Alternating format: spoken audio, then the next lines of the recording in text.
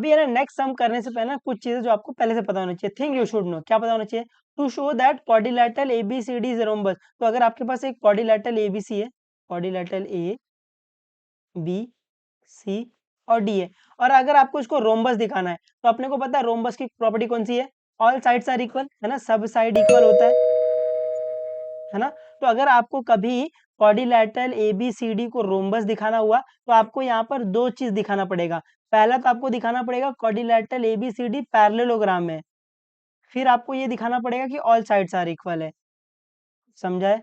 अपने को दिखाना पड़ेगा ये ऑल साइड्स आर इक्वल ऐसे। तो आपको याद ये रखना है कि जब भी आपको रोम्बस दिखाना रहेगा तो आपको यहाँ पर दो चीज दिखानी है। पहला आपको दिखाना है कि क्वाड्रिलेटरल एबीसीडी पैरेललोग्राम है, फिर आपको दिखाना है ऑल साइड्स आर इक्वल है। अगर आप ये दिखा पाते हो तो अपन बोलेंगे कि ये क्वाड्रिलेटरल एबीसीडी रोम्बस हो जाएगा। आपको याद ये रखना है जब भी आपको रोम्बस दिखाना रहेगा आपको दो चीज दिखानी है। पहला क्वाड्रिलेटरल एबीसीडी पैरेललोग्राम है, और फिर आपको दिखाना है ऑल साइड्स आर इक्वल। अभी क्वाड्रिलेटरल एबीसीडी को पैरेललोग्राम कैसे दिखाते हैं? ये तीन तरीके हैं, हालांकि इसमें यूज नहीं होगा, इसमें ऑलरेडी वो दे देंगे आपको पैरेललोग्राम, बट कभी अगर इन फ्यूचर आपको क्वाड्रिलेटरल एबीसीडी को पैरेललोग्राम दिखाना रहेगा तो यही तीन तरीके हैं। या तो आप अपोजिट साइड इक्वल दिखा दो, या तो आप अपोजिट साइड पैरेलल दिखा दो, है ना, अपोजिट साइड से पैरेलल एंड इक्वल वही करते हैं अपन, या फिर एक अपोजिट साइड पैरेलल और इक्वल दिखा दो, अपोजिट साइड पैरेलल इक्वल दिखा दो, ऐसे। यही तीन तरीके हैं कोई भी क्वाड्रिलेटरल को पैरेललोग्राम दिखाने के लिए। हालांकि इस सब में जरूरत नहीं इसलिए इसको काट दिया हुआ है। आपको याद सिर्फ ये रखना है कि जब भी आपको रोम्बस दिखाना रहेगा तो आपको दो चीज दिखानी है। पहला क्वाड्रिलेटरल एबीसीडी पैरेललोग्राम दिखाना पड़ेगा पहला, फिर आपको ऑल साइड्स आर इक्वल दिखानी पड़ेगी। ठीक है, उम्मीद आपको समझ आइए, थोड़ा बहुत ध्यान रहेगा ये। इसको मार्जिन के ऊपर लिख लेना, जहां पर आप क्वेश्चन लिखते हो ना आंसर थर्ड करके लिखोगे उसके मार्जिन के ऊपर लिख लेना कि quadrilateral ABCD is rhombus if, या फिर शो दैट।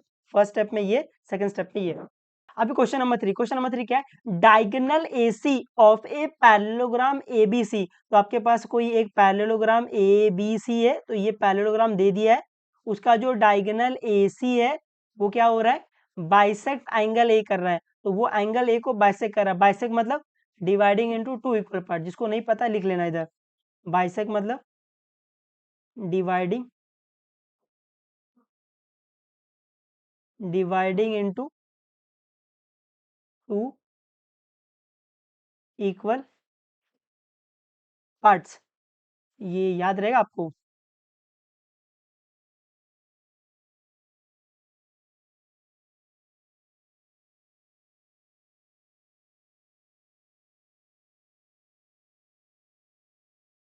है ना, जिनको नहीं समझता थोड़ा बहुत चीज है तो लिख लिया करो ऐसे।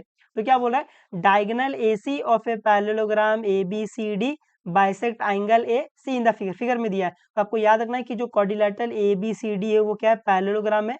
तो ये diagonal A C angle A को बाइसेक्ट करा, बाइसेक्ट करा मतलब ये वाला एंगल इक्वल, वो दिया भी है आपको। ये देखो ये इक्वल, ये इक्वल ऐसे दिया हुआ है। शो दैट, तब आपको क्या दिखाना है? Show that it bisect angle C. तो आपको दिखाना है जो ये डायगोनल एसी है वो एंगल सी को भी बाइसेक्ट कर रहा है। बाइसेक्ट कर रहा है मतलब क्या दिखाना है? ये वाला एंगल इक्वल दिखाना है। फिर क्या दिखाना है? शो दैट कि A B C D is the rhombus. तो आपको दिखाना है जो quadrilateral A B C D है वो आपको रोम्बस दिखाना है। तो अभी रोम्बस दिखाने के लिए आपको पता है दो चीजें दिखानी पड़ेगी। पहला ए बी सी डी को पैरेललोग्राम दिखाना पड़ेगा जो कि ऑलरेडी दिया हुआ है। फिर अभी आपको क्या दिखाना है? सब साइड इक्वल है, बस। सोल्यूशन में पहला गिवन लिख लो। गिवन क्या दिया हुआ है? गिवन आपको दिया हुआ है, गिवन, गिवन आपको दिया है कि जो आपका quadrilateral A B C D है वो क्या है? Is a parallelogram.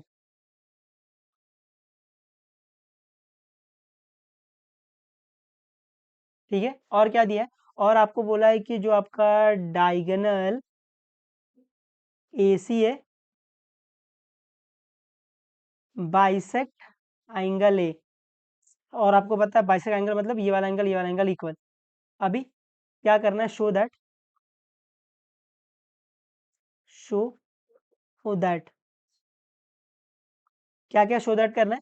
Show that पहला तो ये आपको करना है कि जो आपका डायगोनल एसी है डायगोनल AC है, वो बाइसेक्ट कर रहा है, diagonal AC bisect angle C।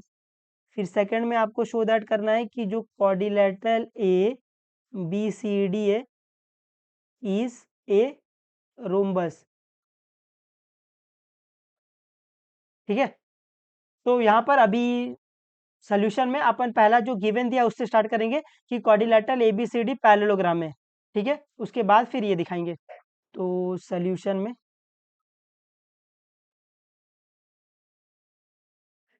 में पहला आपने को जो गिवन दिया वहां स्टार्ट किया है कि पहले में आपको दिया है quadrilateral ABCD is a parallelogram. तो बच्चा अगर क्वाड्रिलेटरल ABCD पैरेललोग्राम में क्या बोल सकता हूँ उसकी प्रॉपर्टी, अपोजिट साइड से पैरेलल है यानी इक्वल है ना, तो यहाँ से वो प्रॉपर्टी लिख देना, अपोजिट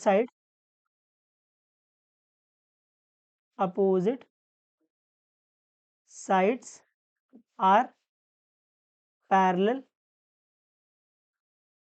एंड इक्वल, है ना, लिख दोगे तो आपको ये बार बार फिर प्रॉपर्टी बतानी नहीं पड़ेगी। अब मैं बोलूँ कि अपोजिट साइड से पैरेलल एंड इक्वल मतलब ये वाली साइड पैरेलल है और इक्वल भी है रे भाई, तो ये वाली साइड इक्वल भी है, तो माँ कर लो, ये वाली साइड इक्वल है। और क्या बोल सकते हैं कि ये वाली साइड पैरेलल है और इक्वल भी है यार, तो मार्क कर लो ना। तो ये वाली साइड क्या है, इक्वल है, ऐसे है ना, वो मार्क कर देने का जो लिख रहे हो।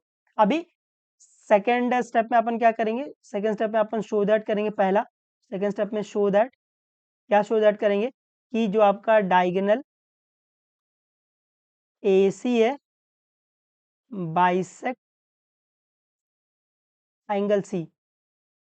मैं बोलूँ diagonal AC bisect angle C मतलब आपको ये दिखाना है कि ये वाला एंगल इक्वल है, तो यहाँ पर अपन लिख लेंगे दैट इज आपको ये दिखाना है कि जो आपका एंगल DCA है वो इक्वल टू एंगल ACB है। क्या आप मेरी इस बात से एग्री कर रहे हो, है ना? अगर आपको दिखाना है कि ये जो आपका AC है ये एंगल C को बाइसेक्ट कर रहा है, मतलब आपको दिखाना है ये वाला एंगल इक्वल है, मतलब एंगल DCA को आपको इक्वल दिखाना है ACB के, है ना? उम्मीद है आपको समझा है। तो अभी अगर आप ध्यान से आपको दिख रहा है कि एंगल DCA वो इस वाले ट्राइंगल का एक एंगल है और एंगल ACB इस वाले ट्राइंगल का एक साइड है। तो क्या आपको दिख रहा है कि दो अलग अलग ट्राइंगल में आपको एंगल सेम करना है? तो जब आपको दो अलग अलग ट्राइंगल में एंगल सेम करना, अपन क्या करते हैं चुपचाप दोनों ट्राइंगल को कॉन्ग्रुएंट दिखा देते हैं।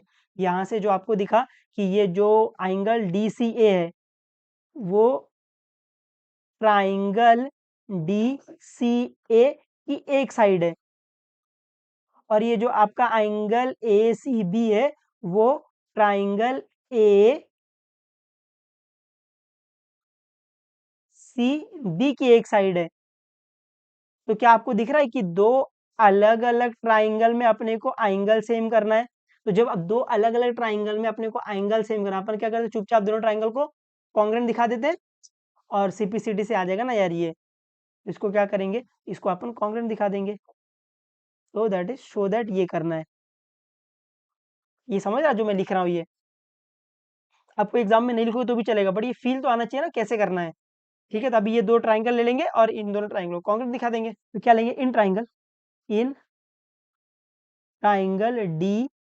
DCA एंड ट्राइंगल ACB, इन दोनों ट्राइंगल को अलग अलग कलर से बना लेते हैं। अभी शायद आपको दो अलग अलग ट्राइंगल दिख रहा है, इन दोनों अलग ट्राइंगल मेरे को ये वाला एंगल सेम दिखाना है, तो मैं क्या करूंगा दोनों ट्राइंगल को कॉन्ग्रुएंट दिखा दूंगा। तो अभी देखो क्या क्या सेम दिख रहा है, तो अभी आपको तो क्लियरली दिख रहेगा ये वाली साइड इक्वल है, लिख लो फटाफट। तो अभी आपने क्या किया, पहला नाम DCA लिया है, DC मतलब ये पहला ग्रीन लिया, तो पहला जो नाम लिखोगे आप सब ग्रीन वाले का लिखोगे, तो ये क्या आ जाएगा DC equal to AB। Reason reason आप गिवन लिख सकते हो या फिर opposite side of a parallelogram लिख सकते हो। मैं गिवन लिख रहा हूँ क्योंकि मैंने पहले ही बोल दिया है कि क्वाड्रिलेटरल ABCD पैरेललोग्राम है और opposite sides are parallel and equal है, तो मैं गिवन लिख रहा हूँ। आप opposite side of a parallelogram are equal ऐसा भी लिख सकते हो, कोई दिक्कत नहीं है। और क्या दिख रहा है आपको? दिख रहा है ये वाली साइड भी इक्वल है ना, डबल लाइन। तो यहाँ से अपन बोल सकते हैं जो आपका AD है ना, पहला ग्रीन वाले का लिखेंगे AD इक्वल टू BC, ये भी क्या है, ये भी गिवन ही लिखेंगे। ये समझा है? तो अभी आपको क्या मिल गया, दो साइड मिल गया। अगर दो साइड मिल गया तो एक एंगल और चाहिए, तो दो साइड, ये वाली साइड मिल गई है और ये वाली साइड मिल गई है, तो मेरे को ये वाला एंगल इक्वल दिखाना पड़ेगा, है ना, तभी SAS आएगा, दो साइड के बीच में एंगल। तो ये वाला एंगल कैसे इक्वल दिखाएंगे? आपने पता है पैरेललोग्राम है, पैरेललोग्राम में अपोजिट एंगल इक्वल इक्वल, वहां से बोल सकते हैं ना यार ये वाला एंगल इक्वल आ जाएगा। तो यहाँ से अपन बोल सकते हैं जो एंगल D है वो इक्वल टू एंगल B आएगा। रीजन, अपोजिट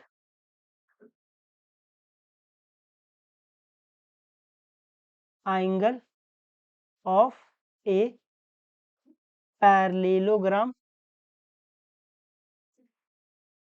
आर इक्वल, ऐसे। तो अपन ने ये दिखा दिया कि ये वाला एंगल और ये वाला एंगल इक्वल है, ठीक है। तो अभी देख लो कौन सा टेस्ट लग रहा है, तो SAS टेस्ट लग रहा है, तो देयरफॉर बाय SAS टेस्ट में क्या बोल सकता हूँ, ये दो ट्राइंगल क्या है, कॉन्ग्रेंट है।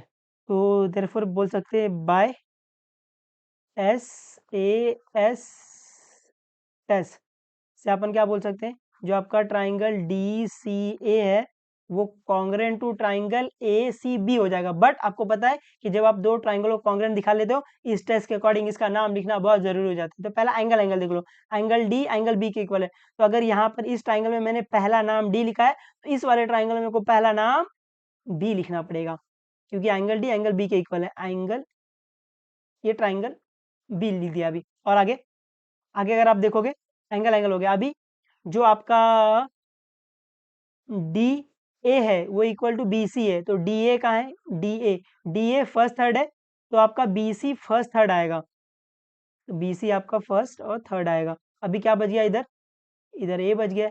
बाकी भी चेक कर लो, आपको बाकी भी चेक करना है कि DCAB है कि नहीं। DCAB फर्स्ट थर्ड है, फिर ADBC, AD क्या है,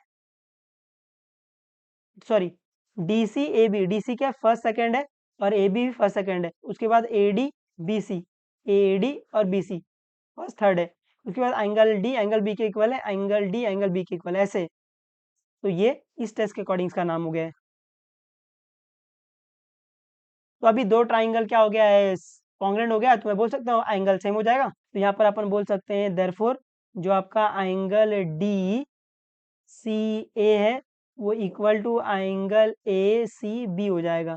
रीजन क्या आएगा, रीजन आएगा CPCT, ऐसे। ये समझा आपको थोड़ा बहुत? अभी अगर ये दोनों एंगल इक्वल हो गया तो देयरफॉर मैं क्या बोल सकता हूँ, जो आपका AC है बाइसेक्ट एंगल C। तो यहाँ पर मैं बोल सकता हूँ therefore diagonal AC bisect angle C। ये समझा थोड़ा बहुत आपको? आ जाएगा इस तरीके से, आ जाना चाहिए। अभी क्या दिखाना है, अभी मेरे को दिखाना है कि क्वाड्रिलैटरल ABCD रोम्बस है। अभी फोर्थ स्टेप में, ये थर्ड स्टेप में मेरे को अभी थर्ड स्टेप में क्या दिखाना है, मेरे को थर्ड स्टेप में दिखाना show that quadrilateral ABCD is a rhombus. तो अभी आपने को पता है कि अगर आपने को क्वाड्रिलैटरल ABCD को रोम्बस दिखाना है तो मेरे को दो चीज दिखानी पड़ेगी। पहला, क्वाड्रिलैटरल ABCD पैरेललोग्राम है जो कि दिया हुआ है ना, तो पहला वही लिख देंगे फर्स्ट में यहाँ पर quadrilateral ABCD is a parallelogram, और यहाँ लिख देंगे गिवन है ना। अभी मेरे को सेकंड स्टेप में क्या दिखाना है, सेकंड स्टेप में मेरे को क्या करना है, शो दैट करना है। क्या करना है, show that all sides are equal. मैं बोलूँ ऑल साइड्स आर इक्वल में, तो ये अपोजिट साइड इक्वल तो है ना। यहाँ से मैं ऑल साइड्स आर इक्वल दिखाना मतलब क्या दिखाना, दैट इज यहाँ से पहले मेरे को पता है कि जो आपका ए डी है वो इक्वल टू बी सी है ना। और यहाँ पर मेरे को ये पता है जो आपका डी सी है वो इक्वल टू ए बी है ना। तो अभी ऑल साइड्स आर इक्वल मतलब ये और इक्वल दिखाना है। ये तो अपने पास पहले से है बेटा कि ये A D equal to B C, ये पहले से इक्वल दिया है। D C equal to A B, ये पहले से इक्वल, क्योंकि आपने बताया पैरेललोग्राम में opposite sides are parallel and equal. तो अभी अगर मैं क्या ये B C equal to D C दिखा दूं, तो ये इसके इक्वल है, ये इसके इक्वल है, ये इसके इक्वल, सब इक्वल हो जाएगा। तो अभी यहाँ से मेरा काम क्या है, यहाँ से मेरा काम है ये इक्वल दिखाना, B C equal to D C, show that. ये समझा आपको थोड़ा बहुत, क्योंकि जैसे मैंने B C equal to D C दिखा दिया, ये सब इक्वल हो जाएगा, क्योंकि ये इसके इक्वल है, ये इसके इक्वल है, और ये B C equal to D C equal दिखा देंगे, तो ये सब इक्वल हो जाएगा। आई होप आपको समझा है थोड़ा बहुत। अभी मैं बोलूँ B C B C B C कहाँ है, बी सी ये रहा बी सी, और D C D C D C ये रहा डी सी। मैं बोलूँ बी सी इस वाले ट्राइंगल की एक साइड है, और डी सी इस वाले ट्राइंगल की एक साइड है। तो आपको दिख रहा है दो अलग अलग ट्राइंगल में मेरे को साइड सेम करना है। तो जब आपको दो अलग अलग ट्राइंगल में साइड सेम करना, अपन क्या करते हैं बच्चा, चुपचाप दोनों ट्राइंगल को कॉन्ग्रेंट दिखा देते हैं। बट शायद अपन ये दो ट्राइंगल को कॉन्ग्रेंट दिखा के आ रहे हैं ना ऊपर ही, ये वाला दिखाने के लिए। ये समझा है? लिख लो चाहिए तो, ये जो बी सी है वो ट्राइंगल ए बी सी इसकी एक साइड है, और जो आपका ये डी सी है वो ट्राइंगल ए डी सी की एक साइड है। तो अभी अगर मेरे को ये दो अलग अलग ट्राइंगल में मेरे को अगर साइड सेम करना, मैं क्या करूँ, चुपचाप दोनों ट्राइंगल को कॉन्ग्रेंट दिखा देता हूँ। बट ये ऑलरेडी कॉन्ग्रेंट अपन ऊपर दिखा के आ रहे हैं, ये इक्वल टू कॉन्ग्रेंट, और यहाँ पे लिख देना गिवन। ये समझा थोड़ा बहुत। फ्रॉम अबव लिख देते, फ्रॉम अबव ऐसे ही, फ्रॉम अबव। फ्रॉम अबव अपने को पता है कि जो आपका ट्राइंगल ए बी सी है वो congruent to triangle A D C है। ये फ्रॉम अबव से बोल रहे हैं। अगर ये दो ट्राइंगल कॉन्ग्रेंट में बोल सकता हूँ, इसकी जो B C equal to D C हो जाएगा। यहाँ से अपन बोल सकते हैं कि B C equal to D C, reason C P C T. ये समझा थोड़ा बहुत आपको? आई होप आपको समझा रहेगा। और जैसे मैंने ये दिखा दिया, मेरा काम हो गया ना भाई, सब साइड इक्वल आ गई। Therefore all sides are equal, है ना। तो अभी अपन ये बोल सकते हैं here quadrilateral A B C D is a parallelogram